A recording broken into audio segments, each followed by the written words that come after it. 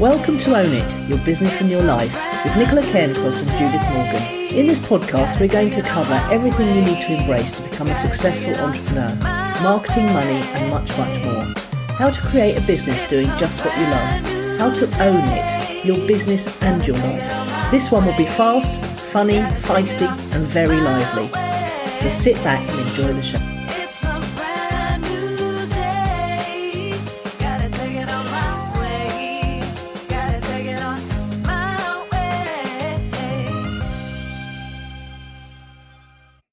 So I'm going to start by telling our listeners, a lot of whom are our personal friends and current and former clients, that this week we have lost Steve Watson, who is a very dear friend to both of us, a family member to Nicola and her children, and a long-term business partner of Nicola's and a short-term business partner of mine. So we are both in shock and sadness and grief, and Nicola talks about Steve on this podcast a lot, as lots of listeners will know. So I just didn't feel that we could do anything other this week than talk about Steve and matters arising.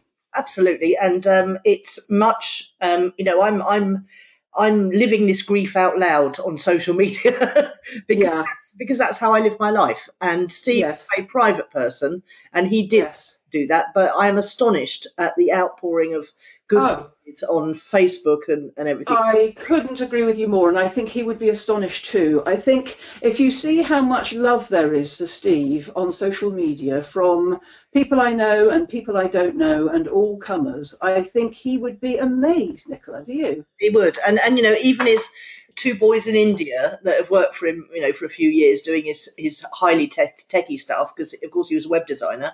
I've had such sweet messages from them, and they're, even they're in shock. And it's, people he hasn't worked with for years, because he worked for 20 years as a chef, as we know. And, people who he mentored in the kitchen, people who mentored him in the kitchen, people he worked with at the restaurant, the Pepper Tree, which is where I first met him, and everyone, I created an album and everyone's sharing photos of him from when he was a kid. Yeah.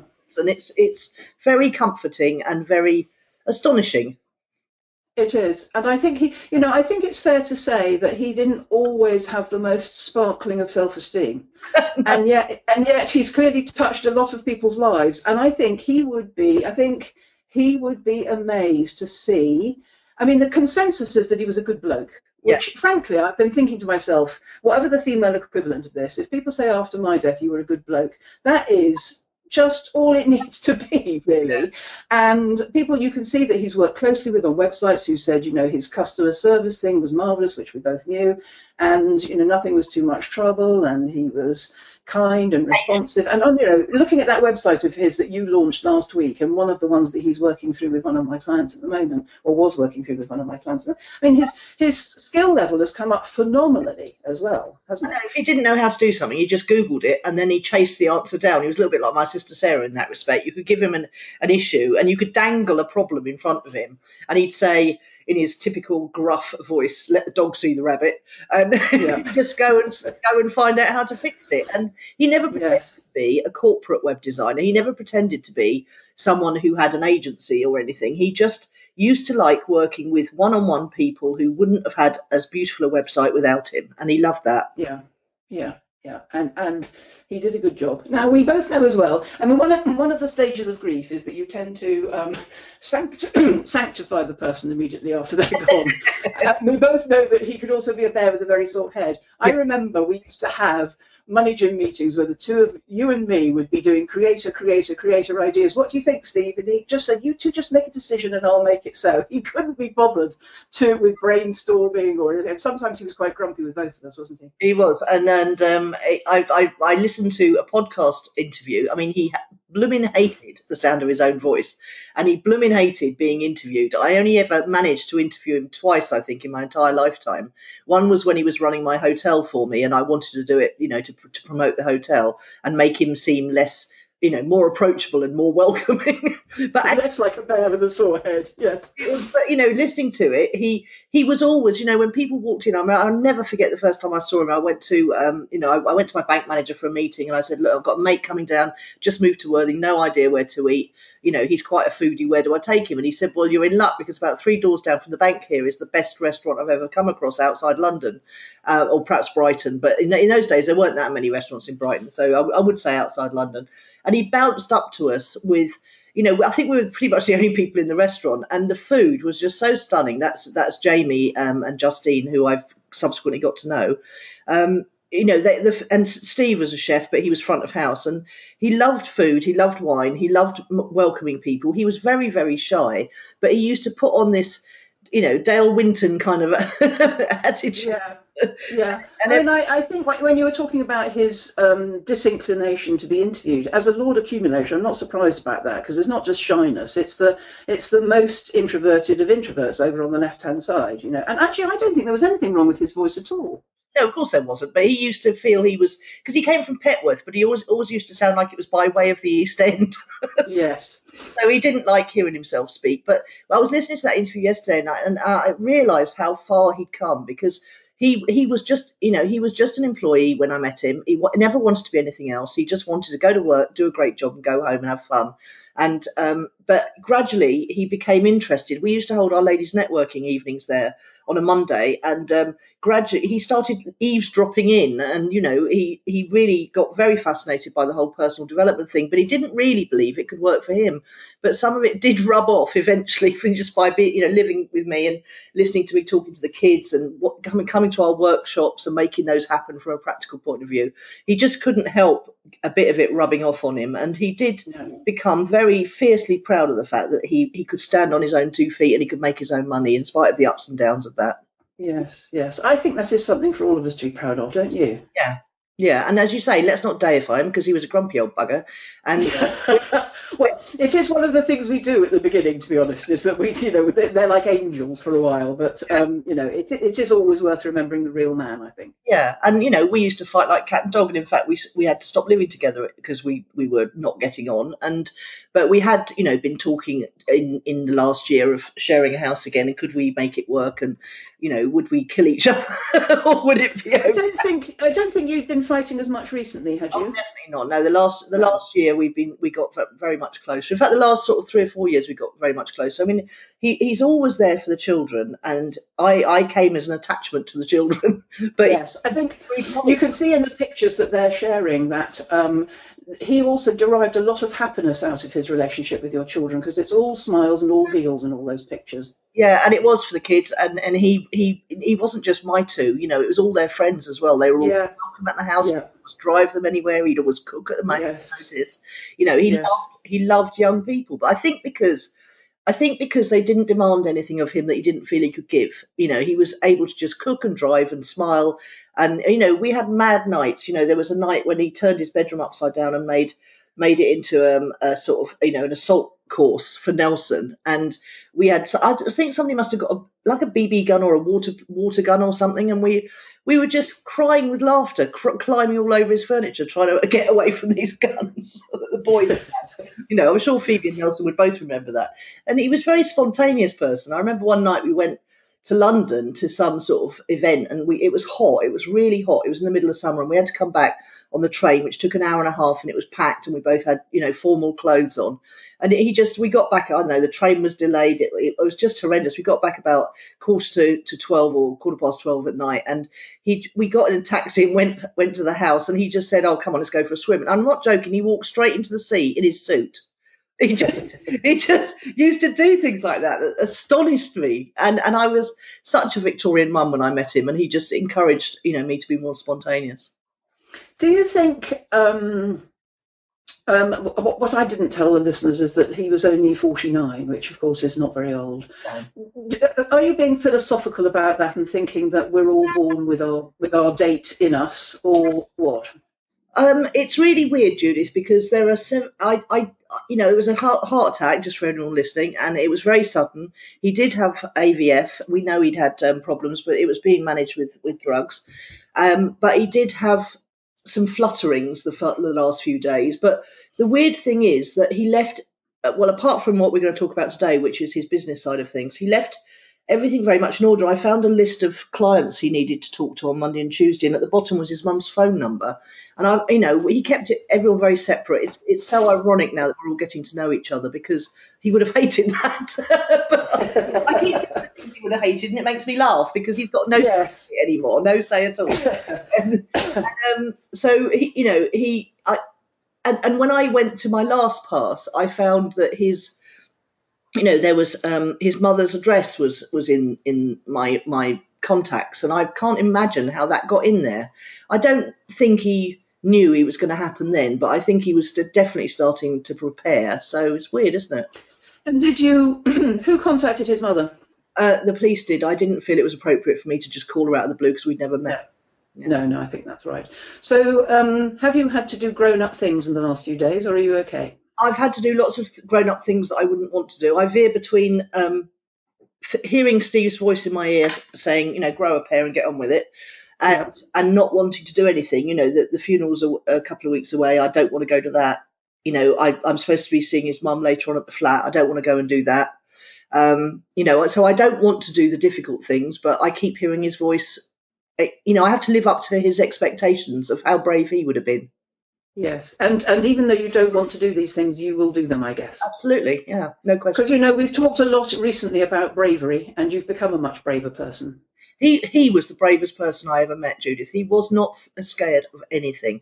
I remember one night the burglar alarm went off in our house, and he charged downstairs with I can't remember, it was a golf club, I think. He charged downstairs with a golf club, shouting at the top of his head, top of his voice, to get out of our effing house. And it was just a fox or a bird or something, but there was no hesitation. He just wasn't scared of anything. I noticed you put a picture of him in his skiing gear. He liked skiing. He also liked golf. He liked horse racing. He had quite a lot of. You've been reminding me in these pictures. He had quite a lot of passions in life, didn't he? Yeah, not to mention poker, which he taught me. Yeah, he did. And the thing I liked about him was they were largely quiet sports. So, it wasn't football and rugby and lots of shouting. It was the gentlemanly sports. He was a lot of people have called him a gent, and he liked the old school gentlemanly sports. Yeah. So this first section is called One Thing About Your Week. This is going to be one thing about our month and year and quite a while to come as yet. We won't dominate this podcast, but we felt we couldn't do this one today without telling everybody what we're going through, you more than me.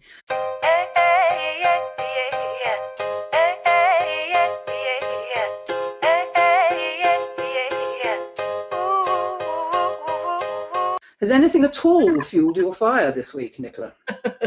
Well, I woke up this morning at 5 o'clock. I can't seem to get past 5 o'clock, and I thought, I think I'll just because we've been sharing lots of photos and everything, and I thought, and had this thought in my head, that I ought to grow a pair and stare the effer down. But we can't swear on this podcast, because if we swear on one episode, it'll make our whole podcast explicit. And okay, he did like a colourful turn of phrase. So I thought I'll make a meme, Judith, and then I'll share the meme everywhere, and hopefully it'll show people that I'm coping. It'll give people a flavour of who he is. And so I spent 3 hours making a meme with a picture of Steve and that expression, and that fueled my fire, because I was using Typorama and it was really lovely to use and easy. Good. So I'm still at it with the social media, I'm afraid. No. Well, in a way, it's not surprising that we would reach out via our favourite tools, I think. Of course, you would debate this on social media, wouldn't you? Yeah, there's lots of other things. I feel very much more, even more, because I've got nothing to distract me now apart from Phoebe and Nelson and the rest of my family and friends, and so I feel very much more, even more determined to make things work, because that's what he would have wanted me to do. So that's okay. And on another week, I will take issue with you on that, because I think there's another way of looking at death actually as well. I'll just give you a hint so you can be thinking about it, which is actually there's far more important things than work. There is, but if you and do take issue with me on anything I say, Judith, because you never stop normally. So why stop? Well, I'm being gentle with you this week, Well, you darling. don't have to be. I'd prefer you be a little tougher with me, if anything. Okay, okay. People are nice to me. I want to blub, but No, I understand. Yes. no, I do hear you. But work is a very important part of my life, and I absolutely love it. So why would I? I mean, I'm Yes. trying not to be Yes. such a workaholic, as we know, and I'm trying to take care of Yeah. myself better. But Yeah. it's the only thing that takes my mind off what's happened. So, Well, it'll certainly give you somewhere to go for the moment, I agree. Do you want to hear what's fueled my fire? of course, I do. A couple of new clients. Oh, wow, wonderful. We love those. Well, the first one was a referral. You'll like this story. The first one was a referral who begged me, could she pay a year in advance there and then, which is always lovely. And what was really interesting about her is, as you know, on Monday, when I really needed a bit of Steve, the contact form on my website wasn't working, and you tried to help me, and then Marion sorted me out in the end. But it transpired that this woman wasn't on my list, couldn't reach me via the contact form on my website, was so enthusiastic to get in touch with me that she fell back on messaging me via my Facebook page. So highly motivated client, which is always a good start. And the other one is somebody who's going to be very interesting, because I've never worked with somebody like her before, but we're a perfect match. Both she and her husband were in the armed forces for more than 20 years. She did 23 years in the Navy, and he was in the Army. And now he's a mortgage broker. And she bought a business off a mutual friend of ours. And obviously my military upbringing and straight talking is an absolute match for her. Yeah. And she's going to make a niche out of military spouses, which is something that I have always, because of my military upbringing, and when I hear stories about how many ex-military people are homeless, I've always wanted to do something that was connected with the military, and I'll be able to work with her on that. So that's really exciting. That's pretty awesome. And we've been talking about trying to help people who'd come back from fighting with PTSD. And because we watched a program about it that moved Steve very much. And I actually reached out to a company locally who help ex-service people start businesses. So I'm going to continue doing that. How nice.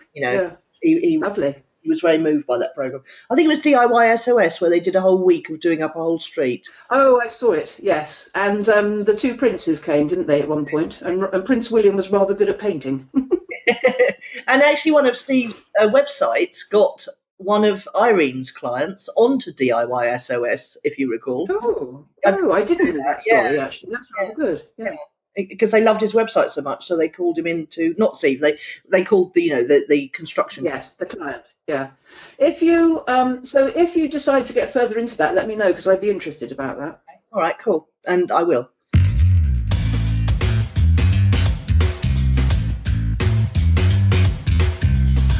So, client challenge of the week is, what happens to your business in a week / month / year like this? Do you work through your sadness and grief?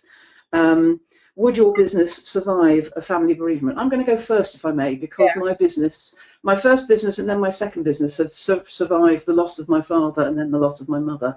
And what happened when I was an accountant, my father died in 1992 when I still owned my accountancy business. And I had about a fortnight off work, not because I was sad, particularly in the way that we are over Steve, because I think there's something different about a parent going, albeit my dad only was 69, but he was going when he was ready at the right time of his life. So it wasn't like the sudden loss of Steve. And like Steve, my dad had heart disease for a long time, so we were shocked, but we weren't surprised, if that makes sense. Yeah. And the reason I had to have about a fortnight off, because there's just so much to do, Nicola. I mean, you're one step removed because of Steve's mum, but if it's you, my brother was a banker in Japan at the time, and although he was here for the first week, there's a lot to do, and my mum was still alive. And then you'll remember that my mum died just before our first ever wealth conference in March 2005.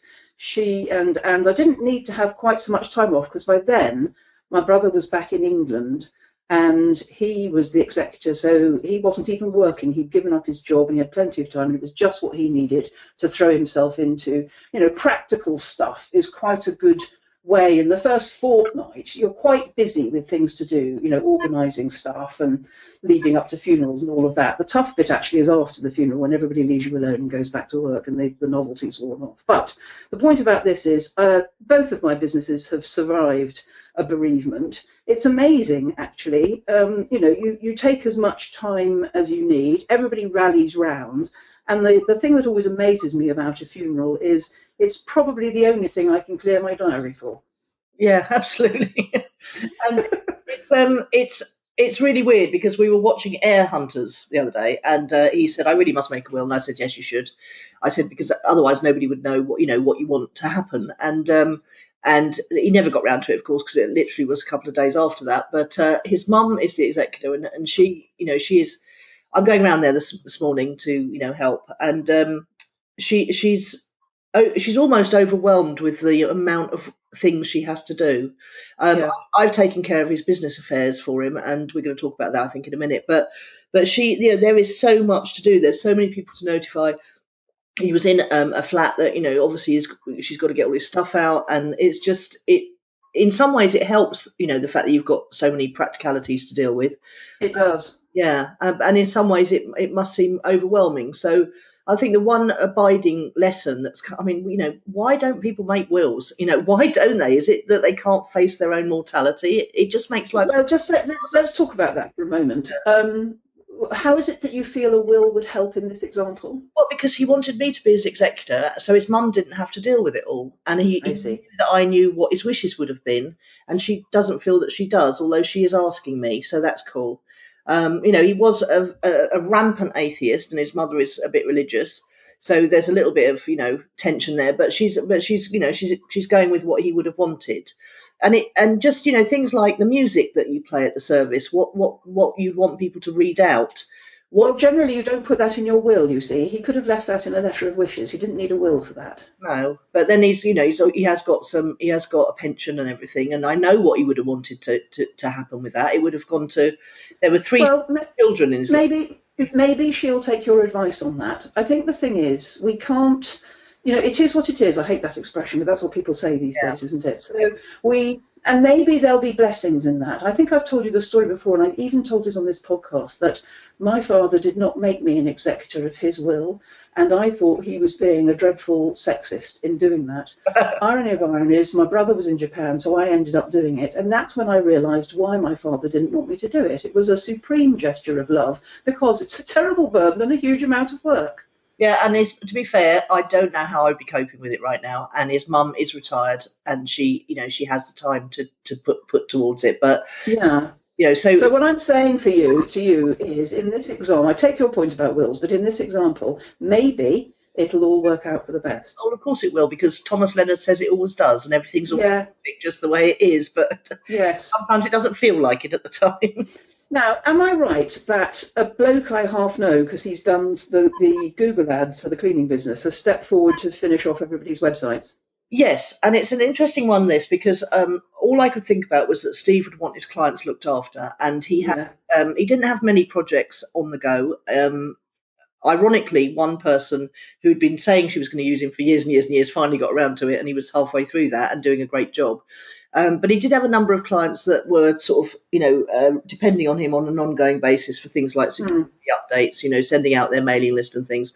And one of his friends, who he turns out to have done quite a few websites for, he's got an SEO and a pay-per-click agency, has stepped forward and said, "I will just deal with all this for you if you like." What a wonderful man. Yeah. And, obviously I had a moment of panic yesterday afternoon, because I've essentially given all Steve's clients to this chap, and he's going to look after them. I know he is. And the best thing is he's going to pay Steve's boy in India and hire him to carry on looking after Steve's clients, which is wonderful. Oh, fab. But the thought did occur to me that, perhaps I could have made more of an effort to realise the value in Steve's business, because it was making money. And, he's got a client list that's got a value. And I did sort of think, perhaps I made too hasty a decision there. But, when you just want people to be looked after, and it's really funny, I put an autoresponder on his email, and as soon as people started emailing Steve and getting that autoresponder, they came straight to me and said, what about my website then? Yes. They, and people did apologise for that. They did say, I'm really sorry at this time, to be asking, but what's going to happen with my website? And and that's exactly how it should be, because you have to prioritise your business. And so David is doing a lovely job. I don't know how we would have coped, Judith, if I hadn't been able to get into his mobile phone, because through his mobile phone I was able to get into his email, and the password protection that we all have now, if we're using things like LastPass and 1Password, is so strong that I couldn't have broken into anything. And all his normal passwords that he used to use when we shared a house had been upgraded to these really, really impossible to guess passwords. So if I hadn't had his phone and remembered that 4-digit number, we would have been completely screwed, because I wouldn't have known who is. Okay. Now, forgive me for this, but there's a business in this, isn't there? In what way? There's a small online place where people like me and Steve, who are single, and actually everybody for that matter, it's a secure place where it's like a password vault. And when your beloved dies, you go there and you prove that you are the executor or something, and they give you the passwords. Well, it wouldn't have worked for me because I needed it immediately, and I'm not the executor. But his mum, I suppose, would have done. No, but I mean, what I'm saying is, maybe on your account you empower somebody, like if Nicola Cairncross of nicolacairncross.com comes and proves that she's that person, give her my passwords. I think there probably is places online already, and I know that LastPass do have a security thing, because Sarah and I have done it for each other now.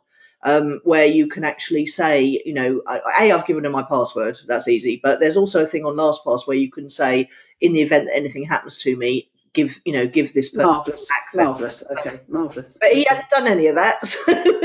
No, and I don't even have LastPass, so actually people would struggle to find that information for me. Yeah, and he was a very tidy person, so everything's in his filing cabinet, and so from that point of view, it's a lot easier. But this password business is really important, because I don't even know how I remembered it, but I just remembered it, and I was able to access his client list and give them to David, who's now contacting everyone and saying what's going to happen next. Yeah. So let's do the question, should you work through sadness and grief? I think your answer is yes, isn't it? It's somewhere to go to take your mind off it. Well, the only other option is watching endless episodes of Escape to the Country, Judith, and even I get bored after about the third one. And there are no Kardashians to watch right now. I do have 5 Mr. Selfridges, though. I'm banking on that to keep me going in the evenings, because the minute I stop working and distracted, that's when it all comes flooding back. And mindless television and chatting with the kids and my sister is pretty much, I'm going out for a supper tonight with one of my oldest friends who knew him very well. So, but yes, I would say, if you love what you do, I mean, obviously it would be different if I had to go and sit in an office and everyone looking at me and wondering how I'm coping. I think that would be impossible. So the fact that I work from the privacy of my own home is definitely a good thing. I don't really fancy going around the co-op and doing chit chat just yet. A lot of people, as you know, because I've confessed it to you, have come to me and said, how's she coping? So people are still asking. People are virtually looking at you and asking how you're coping, Nicola. Well, that's why I'm sharing stuff, because it's a really interesting hashtag social media modern life problem, isn't it? That we live our lives, especially if we're marketers. I mean, I can't help slipping a bit of marketing occasionally. So I did take the watermark, the Clicks and Leads watermark off that meme, because I thought that was a bit tasteless. But you see, giggling like this is so good. This is what I love about bereavement. There's some strangely surreal and funny moments, and some really sort of the pathos. I remember when my brother and I were clearing out my mother's house, which you were going to do a bit of this morning with his mum. Is, somebody, I can't remember who it was now, picked up a coat and put their hand in the pocket and discovered in her own handwriting, which was quite childlike actually, her little shopping list from the week before. Do you know what I mean? And it says sort of peas. Yeah. It's just half a dozen just very ordinary everyday items in her own handwriting. And my brother, I think, had it in his hand, and he, as you know, he's a big brave bloke, and looked at me and his bottom lip trembled. Do you know what I mean? It's and we did this game, I remember as well, where it was who's going to phone everybody, or I'll do it, and give me the phone, and then I would break down, and he'd say, oh, give it to me, and then he would take the phone and he would break down. It's at least I had a brother in both of the losses of my parents. I suppose that's the useful thing. But you've got lots of good people around you, haven't you? Sisters, children. Your children are quite grown up. They are, and this is the weirdest thing. We've never lost anyone. We've been. No, I knew that. I knew that. I was going to ask you how they're coping with their first bereavement. They're confused. They don't know what to do with themselves really, and it's coming and going. And they say that you grieve in direct proportion to the impact it has on your day-to-day life. And they didn't necessarily see Steve every day, but it was at least 2 or 3 times a week. So I think family, the next big family occasion, is when we're going to really notice. Yeah. Yes, and I also think what's really weird is that it takes quite a long time for your entire system to process the fact that you won't see that person again, even though your logical brain knows. Somehow your psyche doesn't know that you're. I remember. Do you remember me saying to you? I think it was my mother died in the February, and I think it was my birthday in the April the year after that. So 14 months later, driving into town for a day off and saying to my friend Nicola, "Oh, my mother hasn't phoned yet." I don't think I said it out loud. I think I thought it. Yeah. "Oh, my mother hasn't phoned yet." And then saying to her, "You'll never guess what I just thought." I thought, well, my mother hadn't phoned yet, because 14 months later, you're still, of course you are, because that was my 51st birthday, and she'd phoned for 40 plus years in my adult life on my birthday. So there's that habit thing that needs changing. Do you know what I mean? Yeah. I was getting dressed this morning, and I was, blow drying my hair because, he would want me to try my best to meet his mum. And I sprayed some perfume. I thought he was going to buy my bloody perfume now. I know. He was did, and I'd never had to think about it. And he even used to try new ones for me, and I always liked them. And it was like, how can you cope? I should have got someone. I went through duty free on the way back from Australia. Thank God it happened after I came back from Australia. I can't imagine what it would have been like if it had happened while I was out there. And you have that hellish journey with an ear infection and knowing that you were going back to the loss of someone. I mean, in a way, Judith, and this is weird to say this, but if it was going to happen, it couldn't have happened in a better way. I've worked that out already, and I don't want to die when I'm 49 or even 61, but I hope I'll go like Steve Watson, because it looks like he didn't know anything about it, doesn't it? Yeah, he was curled up as if he was asleep. It was very peaceful. Yeah. There you go. So what else can we share about this that would be of use to our listeners? Let me just have a think. I think in summary, what we're saying here is imagine as a business owner, look at work in progress. So I calculate my work in progress at the end of every month. So where clients have paid me in advance, there's a spreadsheet on my computer that says how much they've drawn down and how much I still owe them. What would somebody stepping into your shoes in your business need to know, and how can you make that easy for them to take over? It's a form. I'll tell you what it is. It's a form of the How We Do It Here manual, isn't it? It is, and I've been thinking about it a lot. Luckily Dave is, there is an estate, and if anyone is due a refund, they will get it. But one of the really interesting things was one woman who'd paid for 2 websites last year. She'd got a special offer. He'd done some sort of special offer where you pay for one and you get one half price. And she'd never got around to sending the stuff for the half price one after a year and a half. And now she's popping up asking for a refund. So there are sort of some little financial implications. You need to make it easy for someone who's stepping into your shoes to find invoices. You need to really keep some sort of list of current clients. But otherwise, also people are very strange, aren't they? They're strange about death and money. So I think that's a strange one, to be honest with you, because I remember once somebody recommending to me, when I lived in Marylebone High Street, and I was moving from there to somewhere else. I think I was going to Canary Wharf. I'd had some beautiful curtains made that fitted the flat in Marylebone High Street, and they weren't going to work in the new place. So I put them in a curtain shop in Baker Street, which went bust. How is this different? If that woman didn't actually claim, well, I tell you what I'm learning about that. If you do a deal with somebody for one website and the second one's half price, and you've got to give them a deadline by which they must provide you with the information. And if she provided it within that time, his estate would owe her a refund. But endlessly open things, I'm not sure his estate does owe her a refund. And the worst thing was he didn't have any. I went to look at his terms and conditions on his website. He didn't have any. So well, there you go. What happened there? There you go. There you go. So here we go. Terms and conditions for payments in advance, particularly. Yes. Once a month at least, something that says where you are on everything, so somebody can step in and find out. Yeah, bare minimum list of clients' names and email addresses. Bare minimum, I think, is a good thing. Yeah, bare minimum. What would somebody need to know? It's quite an interesting thing. Take yourself out of your own business and see. I do think about this quite a lot. I try not to overthink it because you don't want to plan for your own death too much, do you? Well, I don't know. I've got mine planned down to the music and the readings already. I have had for the last 5 years. Yeah, you've got a slight obsession about this, funnily enough. Because you actually put something out last week about your bloody speech from whatever that film's called. Blade Runner. Yeah. It's Yeah. the Time to Die speech by the replicant in Blade Runner at the end. Mm-hmm. You've got a slight obsession about that, Nicola. Well, it's only slight. It's not. I mean, It's slight. Yes, I mean, I've never put out anything on Facebook about what I want at my funeral. I do have a bit of running joke with Marion, which is, I'd like her to make the eulogy in the unlikely event that I predecease her. What was that? I missed it. In the unlikely event that I die before her. In the unlikely event. Yes. I.e., I don't want to plan to die before anybody. That's the point. I want to plan to live until I'm 100.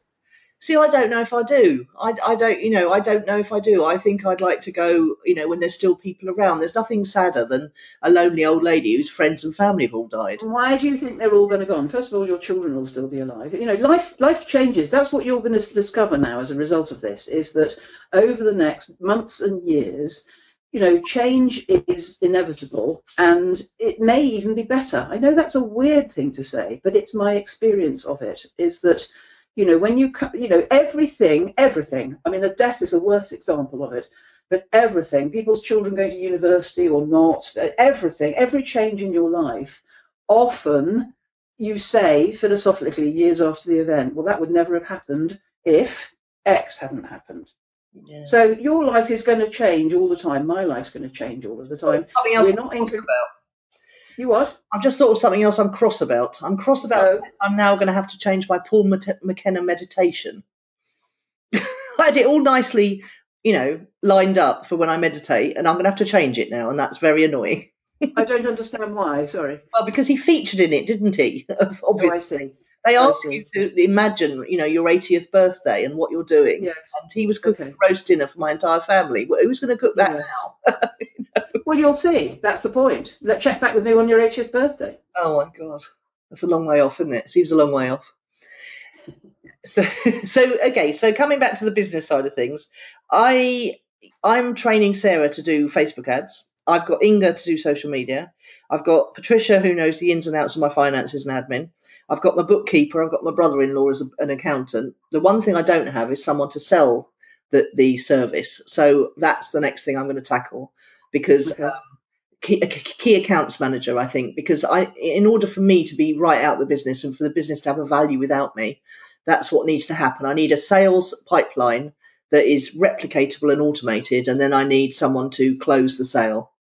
So that's what I'm going to concentrate on over the next year. For now, you see, but in about 5 years' time, when you've sold that business or something else, there'll be a different conundrum, if you see what I mean. Possibly. There's always conundrums, isn't there? That's the thing about business. You're never done.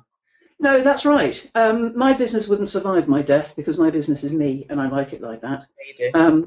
But my business would survive enough to pay people on my work in progress sheet, if that makes sense. So people would get a refund if they wanted it. Yeah. Well, that's good enough, isn't it? I think so. Shall we move on? Are we done? Yes, let's move on. I'm not really moving on in any of my upcoming sections, by the way.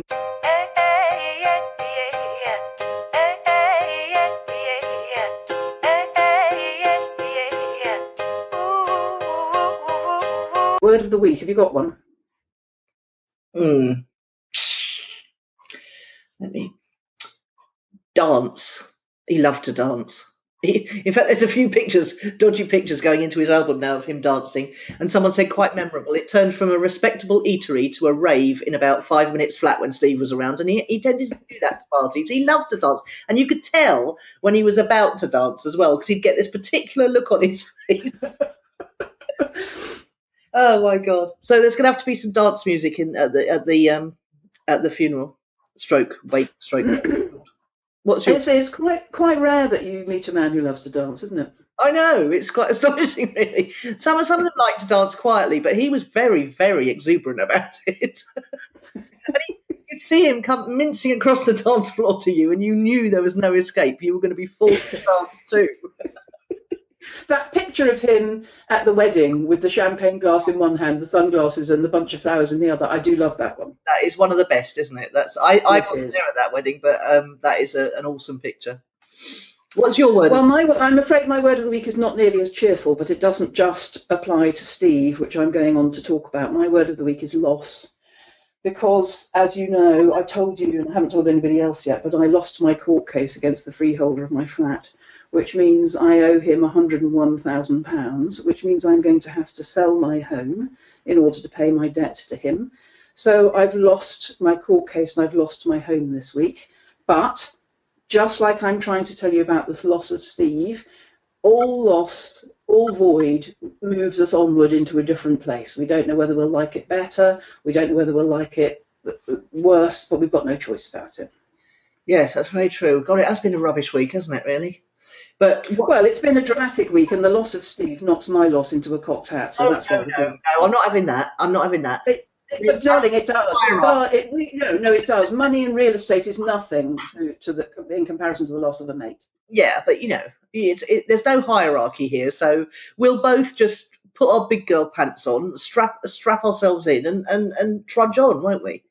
Well, I'm not worried about it. As you know, I was over it within an hour, but the loss of Steve will impact our lives for much longer.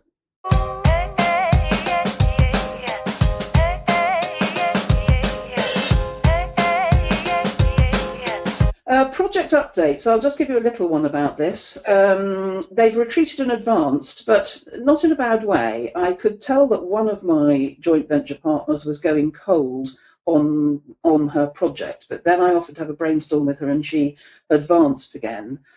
She has been poorly for a couple of weeks, and she is a mum of a couple of young children, and as you know, that's quite a challenge.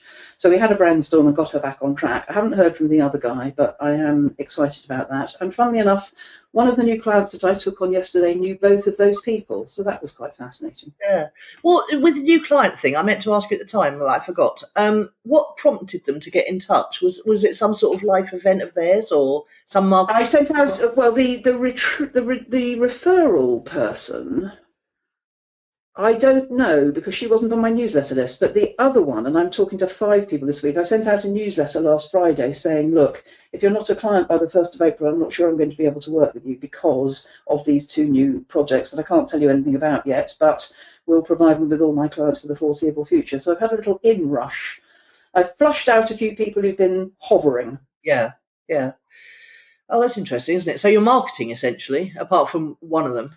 Apart from the referral, yes. The referral is from, she does one project with a lady who has been a client. So she knew about me. Fascinating woman, actually. I'll tell you about her another week once I started working with her a bit more. Okay. Well, I've got a new project hovering about with Neil, who I used to work with. Yes. Yes. Can you tell us anything about that yet? Well, it's very, very big, put it that way. It's okay. A potential multi-million one.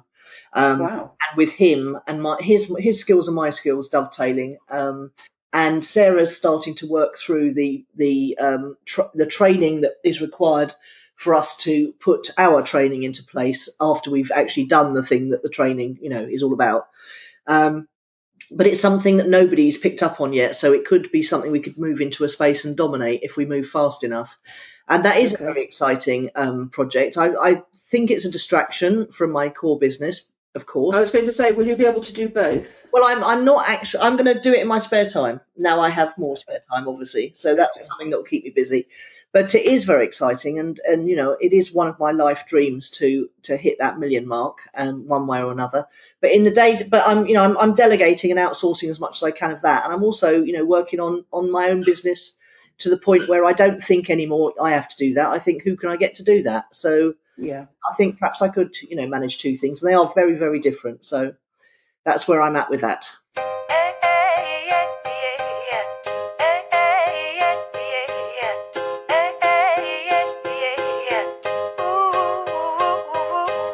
Okay. And have you had a chance to look around the world and find somebody who's impressed you this week? Who's impressed me apart from me? Well, I remain impressed with Gary Vaynerchuk. I'm just obsessively watching his videos on YouTube. He's got a new one because he's got his new book out. It's the what's it called? I think it's called Ask Gary V. It's hashtag Ask Gary V, and he's also got an audio version where he doesn't just read out his book. He actually re-answers the questions in a more up-to-date fashion since he wrote the book. So I think it's well worth investing in both the book and the audio. And, he's doing some amazing things as part of this book launch. And one of them is an interview with quite a hard-hitting business interviewer. Right, yes, I saw that. Yes, I saw him saying so-and-so was the best interviewer ever or something. Yeah. And he invited her to interview him for the book launch. And I'm only halfway through it, but she's asking some really hard-hitting questions and she's not letting him off the hook. And he's not trying to get off the hook, to be fair. So, again, I'm just seriously impressed with Gary V. Well, mine for the second week running is you. Because the woman you were when we were in business with Steve, 2005, 2010, would have gone to pieces over this, what's happened to you this week. But you're so strong and brave now. You've been fantastic this week, Nicola. Well done. Thank you very much. I appreciate your kind words. And they're making me blub for the first time. I know. Well, you've done very well to get through this podcast without blubbing. Good for you. But actually, I think a blub is very therapeutic. So when we're not on air, blub freely, okay? Well, I have my Kleenex with aloe vera always to hand at the moment, and they're getting me quite nicely without my nose going all wrinkly. Fantastic. So good luck later today with the mum and the flat. Thank you very much, and we'll talk next week as always. Okay, see you soon. Bye. Yeah. You've been listening to Nicola Cairncross and Judith Morgan. The podcast is called Own It, Your Business and Your Life. Do come and visit us at ownitthepodcast.com. We'd love to hear your feedback. You can find out more about Judith and visit her on her website at judithmorgan.com, and you can find Nicola at nicolacairncross.com.